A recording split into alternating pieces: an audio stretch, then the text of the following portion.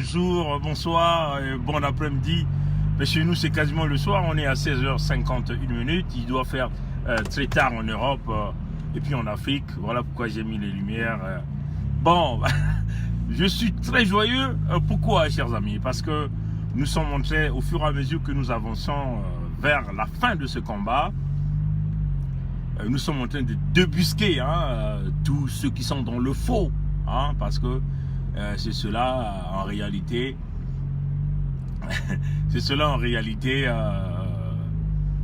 vous savez quand vous êtes sur un sentier, on peut dire un chantier bourré d'épines,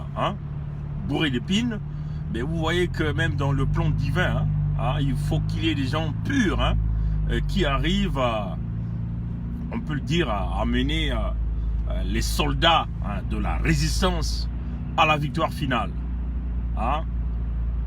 Au fur et à mesure que nous sommes en train d'avancer, vous voyez que nous sommes en train de faire une sélection. Il faut le dire que c'est eux-mêmes qui viennent démontrer au peuple congolais leur faiblesse, qui viennent démontrer au peuple congolais le con qu'ils avaient été.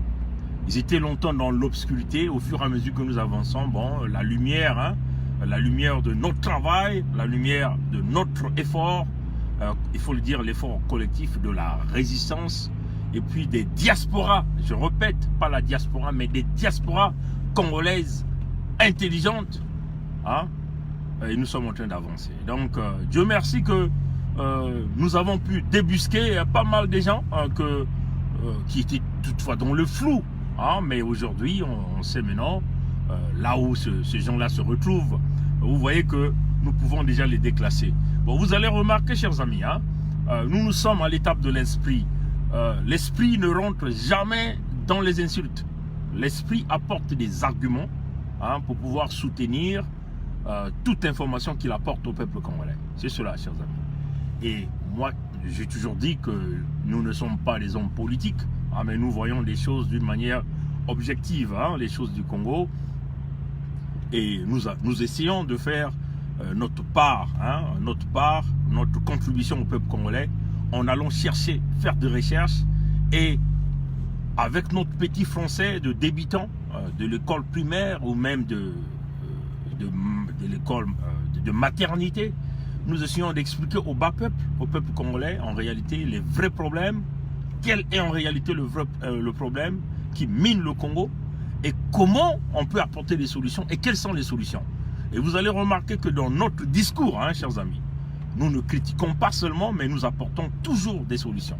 Nous faisons des propositions de solutions. Et vous ne verrez jamais Bernard Pongui afficher des insultes sur les médias sociaux. Jamais du tout. Vous ne verrez jamais Bernard Pongui apporter de l'alcool sur les médias sociaux. Parce que ça ne sert à rien. Moi, j'ai toujours dit, tout ça, excusez-moi, tout ça, c'est simplement du matériel. Tout ça, c'est éphémère. Ce qui est plus important, ce sont des vies humaines que nous voulons sauver au Congo. Ce qui est plus important, c'est d'essayer d'apporter de la nourriture sur la table aux populations congolaises qui souffrent, qui pleurent. Vous voyez que si aujourd'hui nous sortons des champagnes qui coûtent cher sur les médias sociaux, vous voyez que même ceux qui sont au Congo vont dire, mais vous voyez, ceux-là veulent venir nous diriger, mais ils nous montrent déjà le côté orgueil. Vous voyez que ça ne montre pas de vous, ça ne donne pas une bonne étiquette de vous, vous voyez. Bon, ça ne sert à rien pour nous de venir bondir sur les médias sociaux. Ce que nous avons, quel genre de bagages, de diplômes que nous avons, ou nos maisons, ou les biens, ça ne sert à rien. Bon, ça ne sert à rien de venir dévoiler. Mais vous n'avez jamais vu mon épouse, certainement, mais mes enfants, vous ne les verrez jamais. Peut-être ceux qui ont eu la chance de regarder la vidéo de mon mariage, certainement ils peuvent aller regarder mes enfants et mon épouse là-bas, et puis la famille, les enfants autour de nous. Il faut le dire que Bernard Pongui n'a jamais aussi publié cette vidéo. Vous voyez que ce sont des gens qui ont été là, qui ont publié pas mal de choses. Donc vous voyez que nous sommes sur un terrain politique, un terrain des idées, un terrain des arguments. C'est cela, chers amis. Et nous avons toujours dit que nous sommes là pour le débat franc. S'il y a des gens qui veulent aller dialoguer, ils doivent démontrer au peuple congolais pourquoi ils veulent aller dialoguer. pourquoi ils veulent aller dialoguer. Ce n'est pas seulement de venir jouer au fanfaron, hein, à venir insulter le monde, à venir jouer au dur en cuir, on peut dire, au caïd, hein, pour dire qu'ils veulent aller dialoguer avec Sassou, une façon de trouver la solution, mais il faut expliquer au peuple pourquoi vous voulez aller dialoguer, parce que on peut le dire, 92% du peuple ne veut pas aller dialoguer avec Sassou. Vous voyez, chers amis. Donc vous devez venir avec des arguments solides pour convaincre le peuple. Et nous venons avec nos arguments solides et on nous dit, pas de monologue avec Sassou. Il n'y en aura pas. Nous avons fait 2 propositions. De notre côté, hein, éventuellement, en ce qui me regarde moi, en ce qui regarde tous ceux qui travaillent avec moi, on est clair là-dessus. Il faut déboulonner ces gens-là militairement pour pouvoir créer un véritable tsunami qui va bâcler tout le monde. C'est comme ça, chers amis. On ne veut pas laisser des niches, des gens qui ne pensent qu'à massacrer les autres, à assassiner les autres, des gens qui ne font que voler de ce qui appartient au peuple. Ils n'ont même pas le culot de laisser le minimum aux populations. Et ça, c'est pas normal. Et ils sont là en train de battre la poitrine, de voyager de point A à un point B, faire des fêtes à Oyo, pendant que le bas peuple est en train de souffrir. Vous voyez, chers amis, voilà pourquoi on dit, puisque, comme Ndenge l'avait dit, ils ont acquis le pouvoir par le biais du sacrifice, et qu'ils ont l'habitude de faire voyager les autres pour conserver le pouvoir. Et nous avons dit, ces gens, des individus qui réfléchissent de cette façon, ils ont créé l'apocalypse économique, ils sont incapables de pouvoir redonner au peuple ce que le peuple mérite. Ils briment la population, il faut le dire comme ça. Alors nous avons dit, ces gens-là, il faut les correctionner militairement. Et c'est sur ce chemin que nous sommes en train de travailler. Et on le dit, si Dieu nous fait cette grâce, hein, on va le faire, on va le faire. Et nous sommes sur ce chemin. Et on le dit d'une manière claire, rien ne va nous empêcher parce que Sassou est venu prendre le pouvoir militairement. Il faut le chasser de là militairement. Et nous sommes sur ce chemin-là. On l'a toujours dit et on va le clamer. Mais non, le peuple congolais, ceux qui pensent que bon, c'est des grands diplomates qui veulent aller à un certain dialogue, mais on leur donne une ouverture. On leur dit, si vous voulez aller sur ce chemin, il faut dépouiller Sassou de tous ses pouvoirs.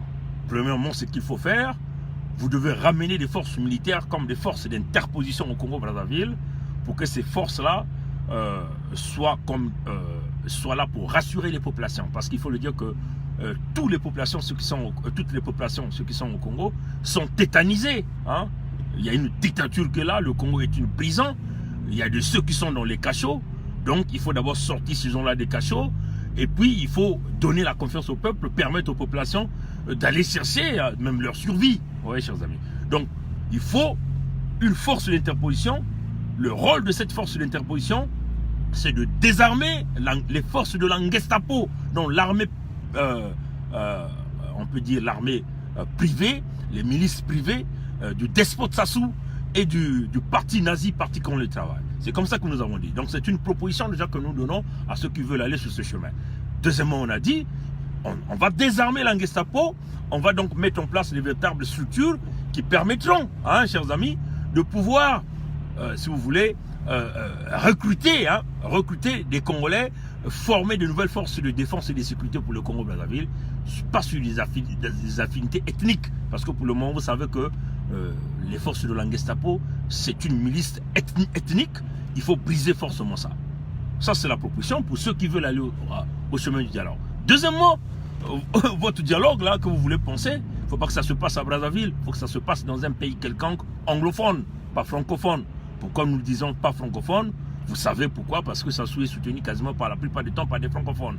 Donc il faut que ça soit sur des gens qui inspirent la démocratie et le changement. Donc on l'a dit. Et Sassou lui-même doit être dans cette salle. Il n'y a pas question d'envoyer les barbouzes de ce système. Lui-même il est là, présent. Laurent Gbagbo a été à Marcoussis pour négocier les affaires ivoiriennes lors du dialogue ivoirien, inter-ivoirien. Bien sûr, la communauté internationale était là. Les témoins étaient là. Bon, nous avons vu que les gens qui disent oui, la communauté internationale. Mes chers amis, on ne peut pas évoluer puisque nous sommes dans une sphère où la diplomatie est internationale. On ne peut pas faire des choses seul. Il faut qu'il y ait des témoins. Et les témoins là, c'est cette communauté internationale. Et cette communauté-là peut être africaine, peut être européenne, américaine, ainsi de suite. Vous pouvez l'appeler comme vous voulez. Oui, chers amis. Il faut qu'il ait des témoins. Sassou est dépouillé de tous ses pouvoirs. C'est comme ça, chers amis. Pour vous qui voulez aller sur le chemin du dialogue, vous dépouillez Sassou sur tous les pouvoirs et vous le faites venir là. Et là, à l'intérieur, à l'immédiat, vous mettez une équipe qui va diriger le pays. Donc, vous voyez qu'au Congo, il y a déjà des forces d'interposition qui sont là pour sécuriser la nouvelle équipe qui viendra diriger le pays pendant la période de transition. On peut dire une transition de 2 ans, prolongée même jusqu'à 3 ans. Ça sont des propositions. Et dans la diaspora, nombreux ne vous apportent pas ces propositions-là. Nous, on vous le dit. Vous voyez? Et une fois que vous mettez en place une équipe, Sassou est dépouillé du pouvoir. Ça veut seulement dire qu'il n'est pas le président usurpateur au Congo. Il n'est plus le président. Il est dépouillé de tous ses pouvoirs. Il est mis à côté. Une équipe qui dirige le Congo, qui prépare tout. Pendant, on peut dire, les états, moi j'appellerais ça les états généraux. On va dénicher tous les points où il y a eu la fraude à grand niveau. C'est ça. On va dénicher tous les fraudeurs.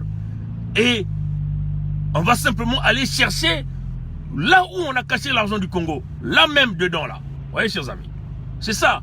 C'est ça ce qu'on appelle le mbongi de la recherche de la vérité. Mais il faut le dire aussi qu'il n'y aura pas d'amnistie. Il n'y en aura pas. Parce que nous sommes dans le principe de la tolérance zéro. Tous ceux qui ont volé l'argent du Congo vont restituer l'argent. Ils vont s'exprimer dans les tribunaux que le nouveau, on peut dire, l'équipe gouvernante mettra en place. C'est comme ça, chers amis. Aux mêmes états généraux, on va regarder comment, vous voyez, booster le système de santé, le système éducatif. Là même, dans les salles, là. Il n'y aura pas demain matin qu'on envoie des gens à des responsabilités qui ne pourront pas le faire. Tout sera traité là. Comment moderniser le système de santé, le système scolaire? Il faut le dire que c'est là que ça va se faire, ça va se décider. Et on mettra des gens qui feront ce travail-là et qui fera le suivi. On ne fera plus la bêtise de la conférence nationale de Monseigneur Ernest Kombo. En tout cas, j'ai toujours dit, le jour où on va se retrouver devant Dieu, moi je veux gueuler à Monseigneur Kombo, devant Dieu, devant le Créateur. Hein, je veux le gueuler parce qu'il a placé le pays dans la décadence et on va plus jamais faire cette erreur-là. Voilà, comme nous disons, les criminels, ils vont se justifier. Il n'y aura pas d'amnistie. Donc, dans cette même salle, il y aura des cahiers de charges pour booster le Congo, booster le système éducatif, le système de santé, le système social, et nous avons les moyens pour le faire. Les 20 000 milliards de dollars de l'argent du Congo, que ça soit pillé, que se retrouver à la BAC, Banque économique des États de l'Afrique centrale. Si vous voyez aujourd'hui, le FMI nous dit la dette du Congo est de 9 milliards de dollars. Donc vous voyez que la moitié de cet argent nous permettra de payer la dette à zéro. Le Congo repart à zéro, zéro dette. Les 10 milliards de dollars qui restent, c'est pour booster le système économique du Congo. Et ça va se décider là, avec des vrais Congolais intègres. Vous voyez que notre solution, hein, pour ceux qui veulent aller sur le chemin du dialogue, c'est de cette façon qu'il faut faire. Bien sûr, chers amis. Donc c'est ça les solutions que nous proposons pour ceux qui choisissent le chemin du dialogue. Mais nous sommes, on le répète, sur le chemin militaire. C'est comme ça, chers amis. Bon, les Congolais qui nous disent qu'ils veulent aller dialoguer avec Sassou, mais ce n'est pas en venant vociférer qu'ils vont aller dialoguer. Il faut convaincre le peuple, il faut rallier le monde avec vous. Vous voulez aller sauver une monde qui est mûre, qui va tomber et qui va pourrir, c'est-à-dire la conservation du pouvoir dans le clan. Nous avons dit non. Si vous êtes dans vos têtes, vous pensez aller occuper des fonctions, aller sauver Sassou, conserver le pouvoir dans le clan, le pouvoir dans la famille, le pouvoir dans le parti politique, le parti qu'on le travaille, le parti nazi, conserver le pouvoir au nord, nous disant non, vous allez nous rencontrer, vous allez nous rencontrer. Bon, vous pouvez venir avec vos tas des insultes, nous ça ne nous dit rien, parce que du moment où vous ne venez pas sur le terrain des arguments, alors vous n'êtes que rien. Vous voyez que nous, on vient toujours avec des arguments. Vous avez entendu, hein, il y a une vidéo qui circule du président Déby. Il a dit qu'ils étaient face à deux choix. Ou encore, on va dévaluer le franc CFA. Donc, on dévalue le franc CFA de la zone CEMAC. Ou encore, ils vont simplement essayer de réduire les dépenses. Mais chez nous, au Congo, ça ne se fait pas. Donc, nous allons forcément arriver à une dévaluation du franc CFA. C'est ça la réalité. Pour le moment, c'est la monnaie que vous avez. Nous allons forcément arriver là si les dépenses ne sont pas réduites. C'est ça la réalité. Et puis, le président Déby a dit que toutes les entreprises étrangères qui travaillent dans la zone CEMAC ne peuvent plus continuer à envoyer tous les bénéfices qu'ils arrivent à amasser dans la sous-région dans leur pays d'origine. Donc ils doivent investir une très grande partie de ces bénéfices au niveau de la zone Afrique centrale. Mais au Congo, ça ne se fait pas, chers amis. Parce que vous faites face à un système de la mafia, un système où il y a des criminels, il y a de la fraude à haut niveau. Donc toutes les entreprises qui travaillent au Congo, tous les bénéfices sont repartis dans leur pays d'origine. Donc vous voyez que ça nous emmène droit vers une autre dévaluation du franc CFA. Un homme qui ne paye pas les salaires, qui ne paye pas les pensions, et vous avez encore la dévaluation. Le pays va dans l'hécatombe, la sous-région va dans l'hécatombe. Voilà pourquoi ces gens-là, il faut les déboulonner militairement au plus vite que possible avant que les choses n'arrivent. Vous voyez, chers amis. Donc nous, au moins, on a des arguments. Quand on vient le dire, on présente des arguments et on le présente au peuple congolais. C'est au peuple congolais de décider. Vous voyez, chers amis.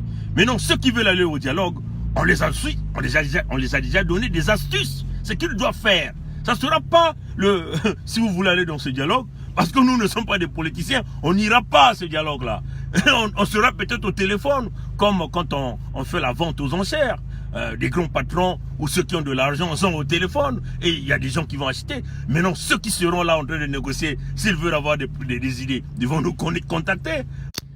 Voilà, ça c'était un coup de fil. Nous, on n'a pas le temps. Nous, on n'a pas le temps pour aller là-bas. On sera là des gens pour guider ceux qui seront au dialogue, aux vrais compatriotes, aux vrais Congolais, ceux-là qui pensent à leur nation ou à l'esprit patriotique.